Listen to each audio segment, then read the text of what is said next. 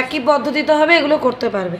এবার আমি এই অঙ্কগুলোতে চলে এলাম, এইগুলো একটু দেখিয়ে দিই, তাহলে এগুলো পারবে করতে। একেরটা দেখ কি বলেছে, 3 × 3/4। এবারে করি আমরা, সুবিধার জন্য নিচে 1 ধরে নিতে পারি। আমাদের নিচে যদি 1 ধরি, আমাদের তো কাটাকুটি যাচ্ছে না সমানে, তাহলে আমাদের যদি কাটাকুটি করি কত হচ্ছে, 4 একে 3 তিরিখকে 9, 4 একে 4 হচ্ছে।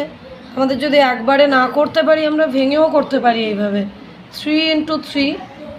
আর এখানে ধর 1 আমি ধরিনি মনে মনে, কিংবা আমি 1 × 4ও করতে পারি। তাহলে কত হয়ে গেল, 3 × 3 মানে 3 তিরিখকে 9, আর 4 একে 4, 4 বসে গেল, 9/4। এবারে 9/4 ওপরে বড় সংখ্যা, ওপরে বড় সংখ্যা হলে কি করে দিতে হয়, ওপরে যখন বড় সংখ্যা থাকে ভাগ করে দিতে হয়। তাহলে ভাগ করে দিই, তাহলে 4 দিয়ে 9কে ভাগ করব, 4 দুগুণে 8, 8-এর পরে 9 1, তাহলে এই 1টা উপরে বসে গেল, লব হয়ে গেল, হরটা নিচে বসে গেল, 2 পূর্ণ 1-এর 4। বোঝা গেল এটা কীভাবে করলাম। এখানে এরকম সেম অঙ্ক পরেরটাও তাই। এবারে ছবি এঁকে দেখাতে হবে। ধর 3 আছে মানে এখানে 3টে গোল দিয়েছে, 3-এর 4 আছে মানে 4/3 ভাগ রং করেছে। আমি বার করলাম 2 পূর্ণ হচ্ছে 1-এর 4, ঠিক আছে। এইবারে এটাও সেম অঙ্ক, এটা করে ফেলবি। এবারে আসছি আমরা পরের অঙ্কে। এবারে আসছে বিস্কুট ভাগ করে খাই। আচ্ছা, এইখানে 6.2তে অঙ্ক আছে। শ্রাবণীর কাছে 100 টাকা আছে।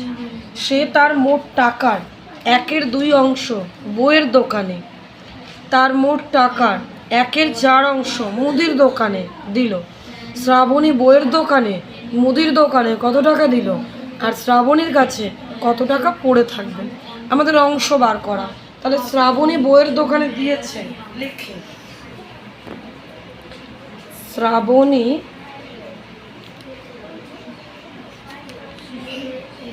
বইয়ের দোকানে দিয়েছে, কত দিয়েছে, কি বলেছে, 100 টাকার 1/2 অংশ। তাই লিখব 100 টাকার 1/2 অংশ। 100 টাকার 1/2 অংশ মানে কি, 100 × 1/2। হ্যাঁ, এতক্ষণ যেগুলো করছিলাম আমাদের কোনাকুনি কাটা যাচ্ছিল না, এবারে দেখ কাটাকুটি যাবে। সুবিধার জন্য 1 ধরলাম, 2 দিয়ে কাটছি, 5 দুগুণে 10, 0 50, তাই তো। তাহলে 50 টাকা, 100 টাকার 1/2 অংশ মানে কত, 50 টাকা হয়ে গেল। এইবারে আবার বলেছে মুদির দোকানে দিয়েছে 1/4 অংশ, তাই তো। তাহলে মোট টাকারই দিয়েছে, 100 টাকারই 1/4 অংশ দিয়েছে। তাহলে আবার লিখবো শ্রাবণী মুদির দোকানে দিয়েছে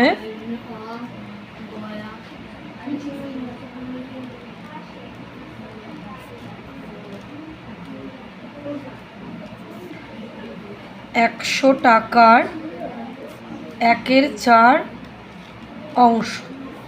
তাহলে আবার 100 × 1/4, তাই তো। কোনাকুনি কাটাকুটি করি, দেখ 4 দিয়ে চলে যাচ্ছে একবারে, 4 দুগুণে 8, 10 মানে রেখে ভাগ, ধর 10 নিয়েছি, 4 দুগুণে 8 গেল, হাতে কত থাকছে, 2 থাকছে। তো এখন তো আমরা বড় হয়েছি, এখন আমরা আর ভাগ করে করে করবো না, মুখে করব। এদিকে তাহলে 2 বাজছে, এদিকে 2 বাজছে মানে 2 আর 0 হচ্ছে 20। তাহলে 4 দিয়ে যদি 20কে কাটাকুটি করি, 4 5-এ 20, তাহলে হচ্ছে 25টা। তাহলে 1/4 অংশ দিয়েছে মানে কত দিয়েছে, 25 টাকা দিয়েছে।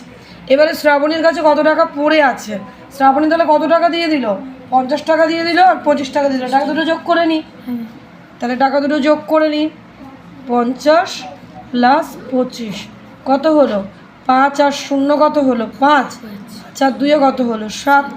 শেষের সংখ্যা যোগ করব, প্রথম সংখ্যা যোগ করব। এখন তো আর রেখে রেখে করবো না, মুখে করতে হবে। 50 আর 25 হলো 75 টাকা। তার মানে শ্রাবণীর 100 টাকার মধ্যে 75 টাকা খরচা হয়ে গেছে। এইবারে বলেছে তাহলে শ্রাবণীর কাছে কত টাকা পড়ে আছে, ছিল কত, শ্রাবণীর কাছে 100 টাকা ছিল। তাহলে আমরা লিখি যে সুতরাং শ্রাবণীর কাছে আছে